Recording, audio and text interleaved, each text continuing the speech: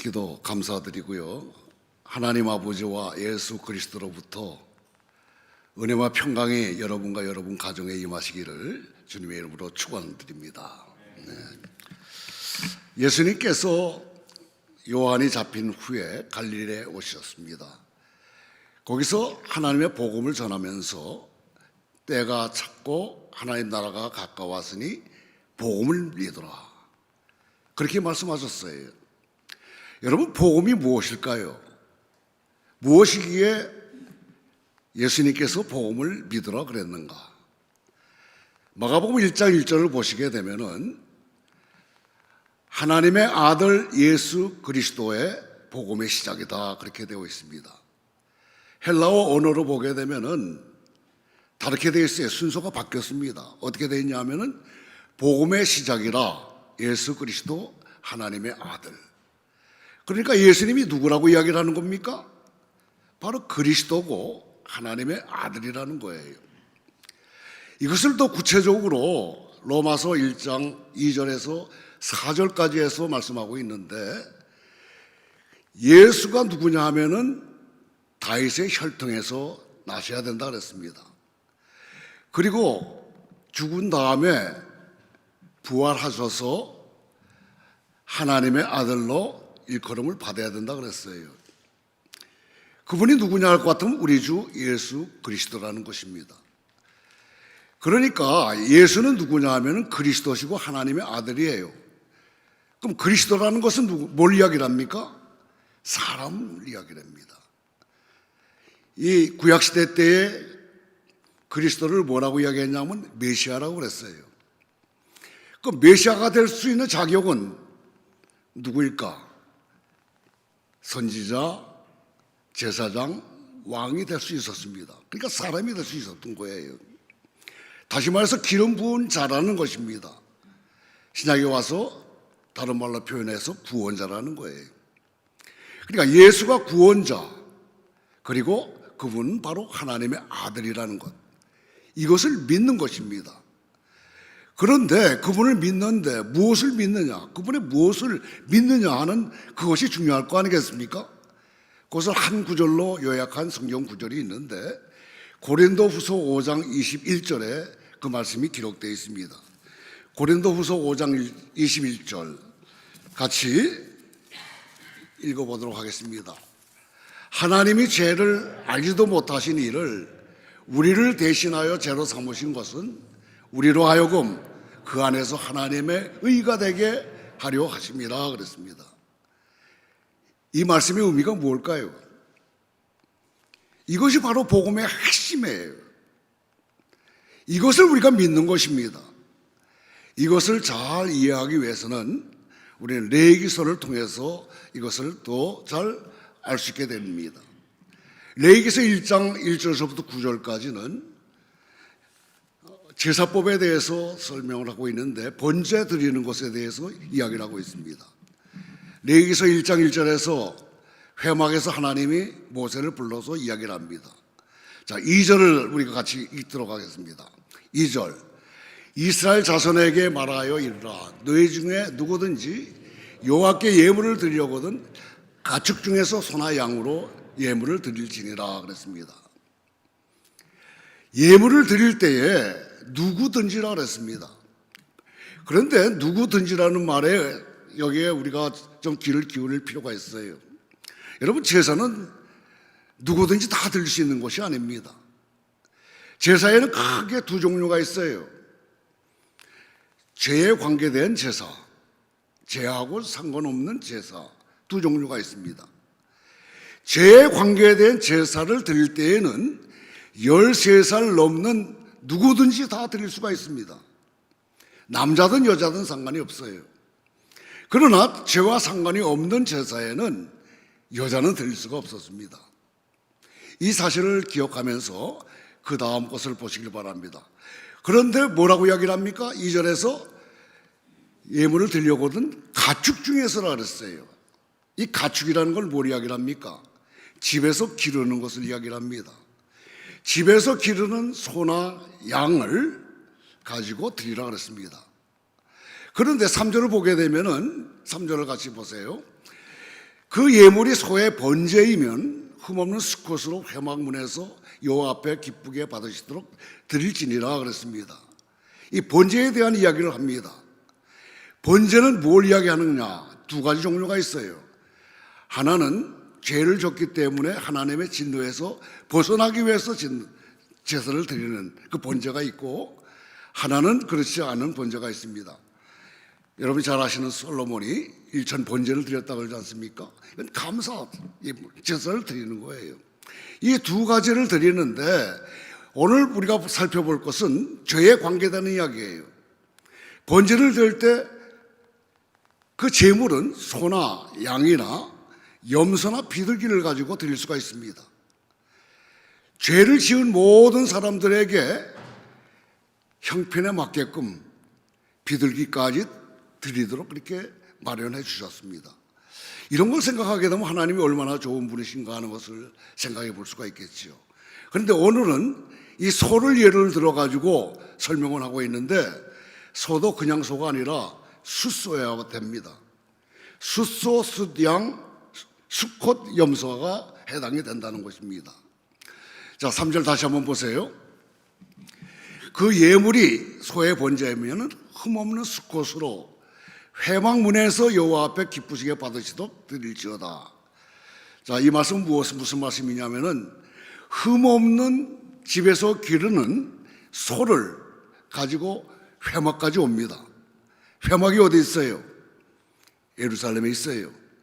오늘같이 교회가 여기저기 있는 것이 아니라 그 당시에 회막은 한 군데 예루살렘에 있었습니다. 그러니까 그 예물을 가지고 올 때에 가까이 사는 사람들은 그렇게 힘들지 않았을 겁니다. 그러나 저기 단 같은데 멀리서 그 소를 끌고 온다고 하면 생각해 보세요. 흠 없는 곳이어야 됩니다. 오다가 또 병이 난다든가 하면 다시 가서 다시 새우로 가져와야 됩니다. 그렇기 때문에 한 번 제물을 드리기 위해, 제사를 드리기 위해서 6개월 이상 걸린다는 그런 통계도 있습니다. 참 힘들었다는 거예요. 그러니까 제물을 회막에 와서 제사장에게 갖다 드리는 것, 여기까지도 굉장히 힘듭니다. 자, 그 다음에 이제 4절을 보세요. 4절을 보시게 되면은 그는 번제물의 머리에 안수할지니 그를 위하여 기쁘시게 받으심이 되고 그를 위하여 속죄가 될 것이다.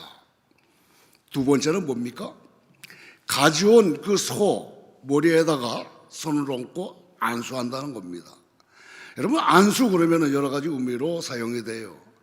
뭐 연말이라든가 정초에 목사님이 성도들에게 손을 얹고 기도하는 그 안수는 축복의 의미가 있지만은, 여기서 이야기하는 안수는 전가라는 의미가 있습니다. 흠없는 소에다가 내 죄를 전가시키는 거예요. 그러면은 그 흠없는 그것이 나에게로 전가가 됩니다. 그렇게 되면 어떻게 돼요? 속죄가 된다 그랬어요. 우리가 죄 지은 것이 다 없어진다는 거예요. 하나님이 진로서부터 벗어진다는 것입니다. 그 다음에 5절을 같이 읽습니다. 그 다음에 해야 될 것이 무엇인가? 같이 읽습니다. 그는 여호와 앞에서 그 소 잡을 것이요, 아론의 자손 제사장들은 그 피를 가져다가 회막문 앞 제단 사방에 뿌릴 것이다. 세 번째 해야 될 것은 무엇이냐 하면은 잡는 거예요. 죽인다는 거예요. 이 죽일 때 누가 죽이는 겁니까? 말씀을 잘 보세요. 주어가 누군지를 보세요. 다시 한번 5절을 보세요. 그는 그랬어요. 그는 누굴까요? 제물을 가져온 사람, 제사 드리는 사람이에요. 보통들 생각할 때에 그 제물을 죽이는 사람은 제사장이라고도 이렇게 생각을 합니다. 그런데 제사장이 드릴 때도 있어요. 레위기서 9절을 보게 되면은 1장 1절부터 6장 7절까지는 일반 백성들이 제사 드리는 5가지가 나와요. 소제, 번제, 화목제, 속죄제, 속건제. 그리고 6장 8절서부터 7장 38절까지는 또 제사장이 죄를 범할 때에 똑같은 방법으로 5가지 제사를 드립니다. 이런 제사의 내용이 나와요. 그렇기 때문에 보통 이 제사장들이 제사를 드리기 때문에 대부분의 사람들은 제사장이 그 소를 가져왔을 때 죽인다고 이렇게 생각하는 경우가 있는데 그렇지 않습니다. 여러분, 제사장이라고 해서 죄를 짓지 않는 것이 아닙니다. 제사장들도 사람이기 때문에 죄를 범할 수가 있어요.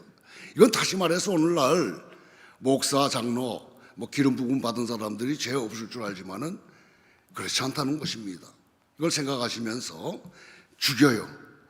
여러분, 짐승 죽여본 적 있으세요? 저는 가만히 생각해 보니까 파리밖에 죽인 적이 없은 것 같아요. 군대 나가면은 뱀을 잡아가지고 껍질을 벗겨서 구워서 먹었다 그러지만은 그렇게 경험 있는 사람이 별로 없을 것 같습니다.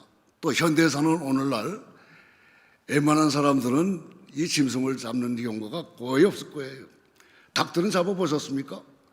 옛날 어르신들은 그 시골에서 그 닭 같은 걸 잡아가지고 사이가 오게 되면은 구워서 먹였다고 그래요. 그래서 닭 같은 거는 잘 잡을 수 있을지 모르겠습니다. 그러나 소를 잡는다는 것은 그렇게 쉬운 일이 아닐 겁니다. 그래서 소를 죽이는데 얼마나 힘이 드는지 모른다는 거예요. 이 머리 골수를 찔러야 되는데 한 번에 죽질 않는답니다. 심장을 찔러야 되는데 심장이 어디인지 아세요? 소의 심장 아시는 분 계십니까? 어디에 있는지? 그리고 관동맥 같은 것을 또 찾아서 찢어서 그걸 어떻게 하면 끊어버려야 되는데 그것도 그렇게 쉬운 일이 아니라는 거예요. 하여튼 죽일 때 온통 피가 다 튀긴다는 것입니다. 그만큼 어렵다는 거예요. 자, 이렇게 죽여요. 그 다음에 뭐 합니까? 그 다음 보세요. 6절입니다. 6절 같이 읽어보세요. 그는 이걸 절 기억하세요. 그는 누굽니까? 바로 제물을 가져온 사람이에요. 또 그 번제물의 가죽을 벗기고 각을 뜰 것이요 그랬어요. 소의 껍질을 벗긴다는 겁니다. 가죽을 벗긴다는 것. 그것도 쉬운 일이 아니겠죠. 그리고 그 다음에는 뭐예요? 각을 떼야 돼요. 머리를 자르고 마디마디마다 다 토막을 내야 된다는 것입니다. 그리고 나서 어떡합니까? 그 다음에 제사장이 그걸 모아가지고 번제단 위에 올려서 태워요. 그러면은 이제 제사가 끝납니다. 자, 모두 몇 단계입니까? 먼저 가축을 가져오죠. 두 번째는 안수하지요. 세 번째는 죽여요. 네 번째는 가죽을 벗기고 다섯 번째는 각을 뜨고 여섯 번째는 태웁니다. 그런데 그 다음에 구절을 보시게 되면은 그것이 여호와께 향기니라 그랬어요. 여러분, 고기 타는 냄새를 어떻게 향기로운 냄새라고 이야기할 수 있을까? 이 여섯 가지 중에서 말이죠, 한 가지만 빼게 되면은 도륙이라고 볼 수 있습니다. 여러분, 오늘 고기 잡수신 분 계세요? 이 도륙을 통해서 여러분들이 고기를 잡수셨을 거예요. 뭐만 빼면 그렇게 됩니까? 바로 두 번째 안수만 빼면 그렇게 된다는 겁니다. 이 안수라는 게 그렇게 중요해요. 이 안수가 뭐 하는 거라 그랬어요? 내 죄를 사함받는다는 것입니다. 이런 과정을 거쳐서 제사를 드리는데 죄 질 때마다 이런 그 과정을 거친다고 한번 생각해 보십시오. 얼마나 힘이 들겠습니까? 그래서 한번 드리고 와서는 죄 짓는 것을 좀 금할지도 모르겠죠. 조심스럽게 나는 죄를 짓지 않아야지. 근데 또 연약한 인간인지라 또 죄를 짓고 또 죄를 져요. 계속 반복되는 것이 바로 인간들의 모습입니다. 자, 이 말씀을 생각하시면서 똑같이 우리의 죄를 대신해서 예수님께서 십자가에서 죽으셨어요. 그것을 한마디로 한 구절로 이야기했던 것이 아까 우리가 고린도후서 5장 21절을 읽지 않았습니까? 다시 한번 보도록 하겠습니다. 하나님이 죄를 알지도 못하신 이를 우리를 대신하여 죄로 삼으신 것은 우리로 하여금 그의 안에서 의가 되게 하려 하심이라 그랬습니다. 여러분, 죄를 알지도 못하는 이가 누굽니까? 바로 예수님이세요. 이건 십자가를 이야기하는 겁니다. 십자가에서 죄를 알지 못하는 예수님이 인간들의 죄 때문에 죽으셨다는 것을 이야기를 합니다. 자, 레위기의 제사하고 이거 연결시켜 보세요. 감이 오죠? 예수님도 이런 그 과정을 통해서 십자가에 달렸어요. 얼마나 수모와 조롱을 당했는지 모릅니다. 뭐 일반적으로 생각할 때에는 십자가 그러면 낭만적으로 생각하는 분들이 종종 계세요. 또 예수 안 믿는 사람들은 그 십자가를 하나의 뭡니까? 장식품으로 생각해서 목걸이를 만들어 걸고 다니잖아요. 그런데 이 십자가라는 것을 우리가 묵상한다면은 이러한 과정을 거쳐서 우리의 죄를 사시기 위해서 예수님께서 죽으셨다는 것을 기억해야 되는 것입니다. 십자가 얼마나 끔찍한 사형법이냐 할 것 같으면은 너무나 끔찍해서 로마 시민권자들에게는 이것을 시행하지 않았답니다. 그러니까 아주 극한 아주 나쁜 사람에 한해서만, 이방인들에 한해서만 이러한 그 사형 형식을 취해가지고 죽였다는 것인데요. 십자가 할 때 예수님이 어떻게 죽으셨어요?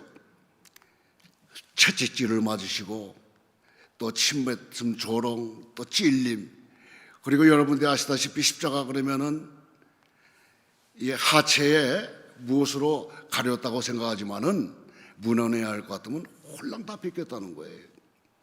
그 앞에는 여자분들이 많이 계셨어요. 얼마나 수치스러웠을까요? 이런 모든 것들을 다 감당하면서 내 죄 때문에 죽으셨다는 것입니다. 자, 그러면은 그 예수님이 죽으신 그 사건하고 우리하고 무슨 상관이 있느냐? 2000년 전에 돌아가신 그 예수님, 우린 그때도 안 계셨어요. 아까 우리가 레위기에 살펴봤듯이 소에다가 안수를 해야 될 거 아니겠습니까?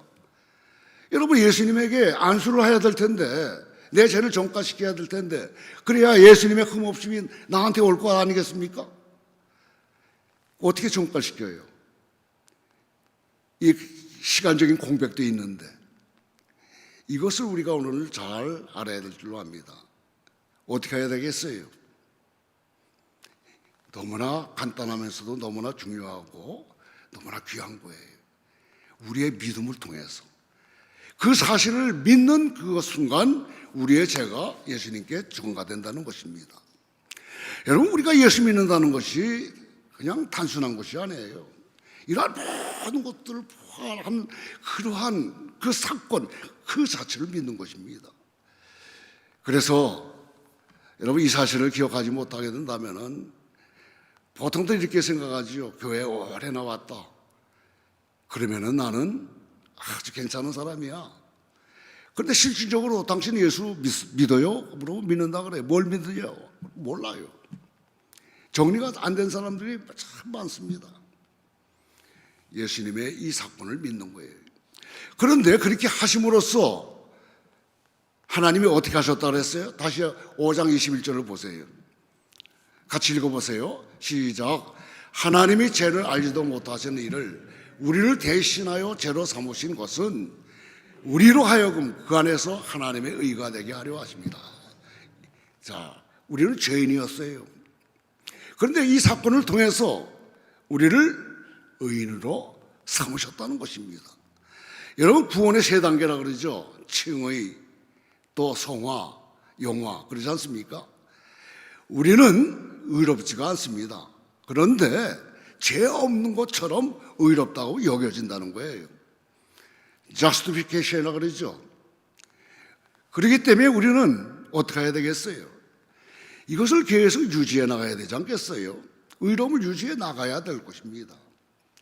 그래서 하나님께서 이렇게 하신 목적이 뭐냐 하면은, 다시 말해서 구원하신 목적이 있어요. 그 목적을 오늘 살펴보고자 합니다. 여러분, 바울의 서신이 신약 27권 가운데 13권을 차지하고 있죠. 그런데 13권 가운데에 교회에 보낸 편지가 있는가 하면은 개인에게 보낸 편지도 있습니다. 그런데 교회에 보낸 편지 가운데에는 그 교회의 문제점들이 있었기 때문에 편지를 통해서 그것을 고쳐나가기 위한 하나의 목적이 있었던 것입니다. 그런데 대부분의 교회들은 한두 가지 문제점이 있었어요. 그런데 유달리 그 모든 한두 가지가 종합적으로 다 갖고 있는 교회가 있었습니다. 어느 교회입니까? 바로 고린도 교회입니다. 이 고린도 교회는 파벌이 심했다 그랬죠. 뭐 바울파, 아볼로파, 게바파, 그 다음에 그리스도파. 그러니까 분쟁이 끊이질 않았어요. 그뿐입니까? 세상의 영, 하나님의 영이 계속 싸우는 거예요.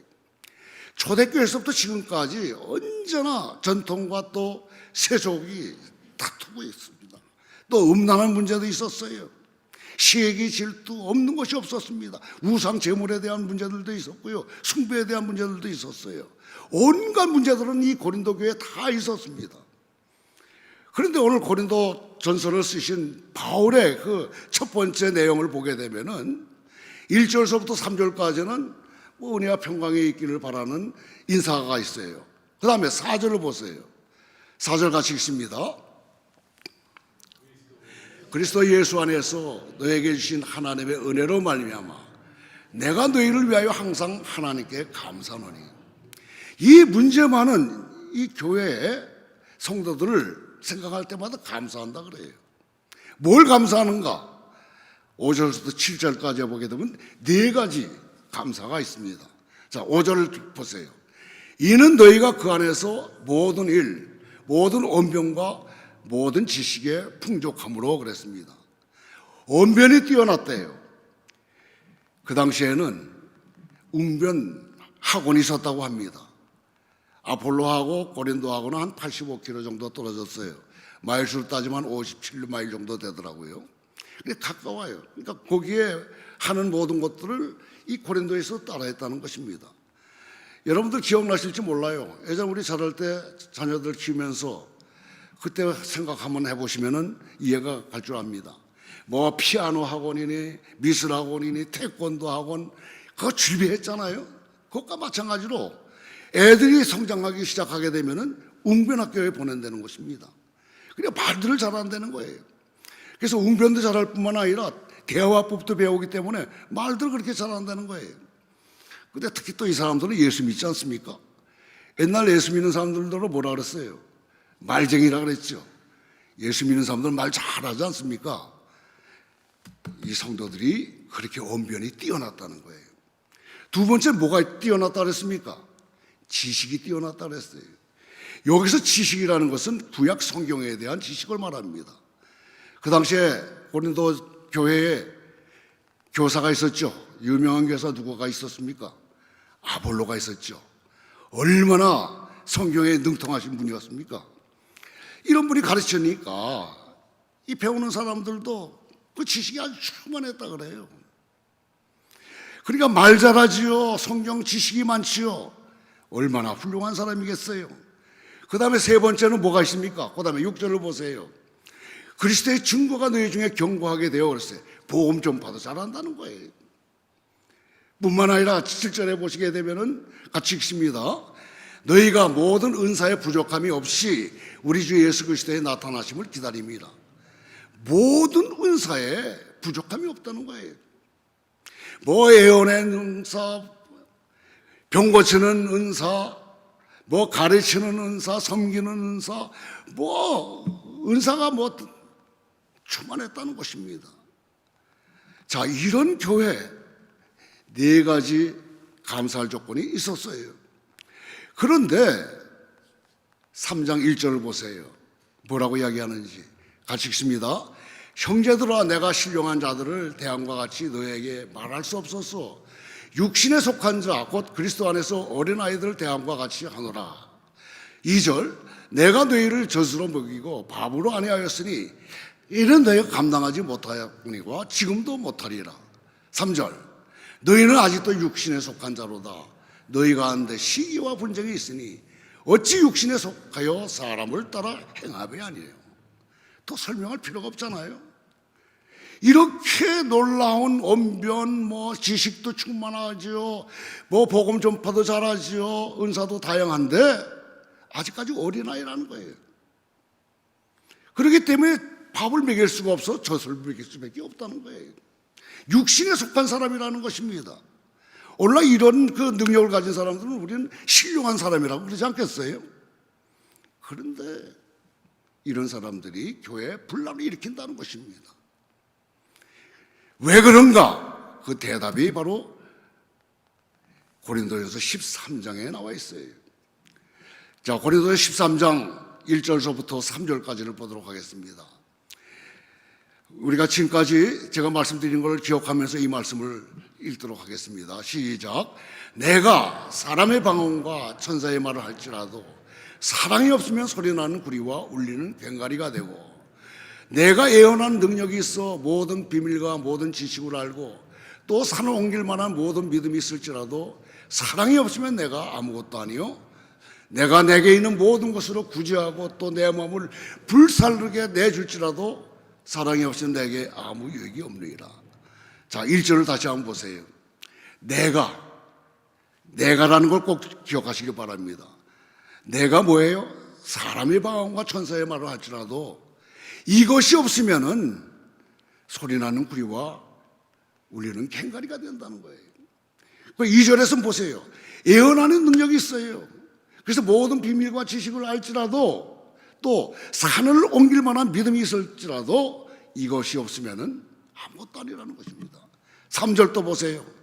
내가 내게 있는 모든 것으로 구제하고 또 내 몸을 불살하게 내줄지라도 사랑이 없으면 내게 아무 유익이 없다는 거예요.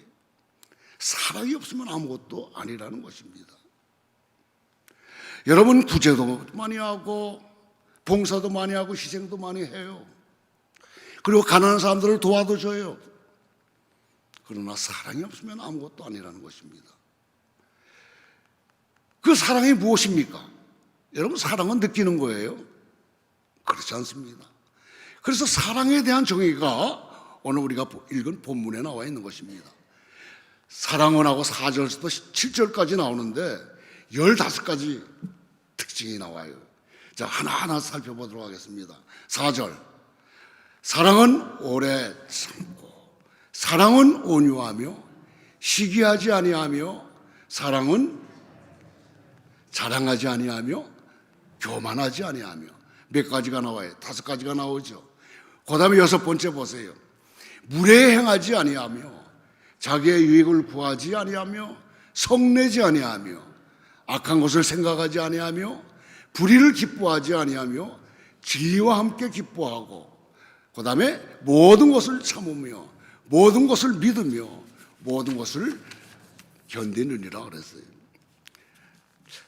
자, 4절을 다시 한번 보세요. 5절입니다. 사랑은 뭐라 그랬어요? 오래 참고 그랬어요. 여기에서 오래 참고라는 뜻하고 7절에서 모든 참음, 요 참고라는 그 뜻이 달라요. 헬라어 자체의 단어가 다릅니다. 오래 참고는 마크로 디메이라는 헬라어로 사용하고 있는데, 이것은 뭐냐 하면 능력은 있어요. 쟤를 혼낼 수도 있어요. 그런데 참고 있는 것을 말합니다. 이건 뭘 이야기하냐면 하나님께서 우리에게 향한 사랑을 이야기를 합니다. 로마서 5장 8절에 아직 내가 죄인 되었을 때 예수 그리스도를 죽이심으로써 하나님의 사랑을 확증하셨다 그러죠. 우리는 죄인이기 때문에 다 멸망시킬 수 있어요. 그러나 주님께 돌아올 때까지 어떡합니까? 하나님은 참신다는 겁니다. 이 오래 참다는 것은 바로 이거예요. 여러분, 오래 참음이 있을 것 같으면 교회 분란이 일어나겠습니까? 그리고 또 7절을 보세요. 모든 것을 참으며 그랬죠. 여기서 참으면은 스테게이라는 헬라어 단어를 사용하는데, 요거는 덮는다는 뜻입니다. 들춰내는 것이 아니라 덮어줘요. 보통들 누구 이야기할 때 과거를 막 들춰내면서 옛날에 이런 사람이야 막 들춰내지 않습니까? 근데 모든 것을 덮는다는 거예요. 교회에서 요거 한 가지만 하더라도 교회는 조용하고 참 좋은 교회라 소문날 겁니다. 이런 오래 참고 모든 것을 참는 이러한 것들이 있게 되기를 바랍니다. 그런데 이런 것들이 뭐냐 하면은 바로 사복음서에 나오는 예수님의 성품을 이야기하는 거예요. 이 15가지가 다 예수님의 성품인 것입니다. 그래서 우리가 구원받은 목적은 뭐냐 하면 이 예수님 닮아가는, 예수님 같이 사는 것을 이야기하는 거예요. 그 다음에 계속해서 보세요. 4절 다시 보세요. 자, 오래 참고 사랑은 온유하며 시기하지 아니하며 사랑은 자랑하지 않는다 그랬어요. 교회 내에서도 자랑하는 사람 많죠. 뭐 왕년에 어떻고 지금 뭐 어느 교회에서는 어떻게 했고 하는 자랑. 또 교만하지 아니하고. 이 교만한 사람들이 의외로 많아요. 그거 다 자기가 잘났다는 거 아니겠어요? 그 다음에 보세요. 무례히 행하지 않는다. 이 무례히 행하지 않는다는 것은 무슨 뜻이냐면은 예의가 있다는 것입니다. 예의. 여러분, 교회 내에서 인사들을 서로 안 하고 다니는 사람들 꽤 많더라고요. 이건 예의가 없는 사람들이에요. 마주치면 인사도 하고 그럴 줄 알아야죠. 이게 다 무례히 행하는 것입니다. 예수님은 그러면 안 된다는 것을 말씀하시는 것이죠. 그러면 자기의 유익을 구하지 아니하고 성내지 아니하고 특히 악한 것을 생각하지 않는다는 거예요. 그리고 불의를 기뻐하지 않아요. 무엇을 기뻐합니까? 진리와 함께 기뻐한다 그랬어요. 이것이 바로 예수님의 성품입니다. 우리 모두가 다 이런 성품을 가져야 될 줄 압니다. 제가 이 나이가 점점 먹어가면서 가만히 생각하니까 내 스스로 나를 생각할 때 참 영적으로 쫙 올라가는 것 같지만은 그렇지 않고 다운이 되더라고요. 그래서 이 말씀을 암송하기 시작했어요. 하루에 아침 저녁으로 꼭 이 15가지를 암송합니다. 그럼 하루의 삶을 점검해 봐요. 이 중에 어떤 것을 내가 범했는가. 그러면서 하나하나 고쳐나가는데 아직도 갈 길이 멀더라고요. 그러나 그 부족함을 아시는 주님께서 하나하나 고쳐주실 줄 알아요. 그래서 우리의 삶 속에서 저 사람 예수님 닮은 사람 같아, 이런 이야기를 듣게 된다면 얼마나 좋겠어요. 우리 모두가 다 그렇게 되기를 바랍니다. 우리 교회 새롭게 우리 목사님 오시지 않았습니까? 앞으로 이 교회가 정말 이런 성품을 가지고서 예수 살기 운동을 해나간다고 할 것 같으면 소문난 교회가 될 거고 하나님이 칭찬하는 교회가 될 거고 또 우리 스스로도 자부심을 가지면서 교회 생활을 하게 될 줄로 믿습니다. 이 교회는 어떻게 세워졌어요? 믿음의 바탕에 교회가 세워지지 않았습니까?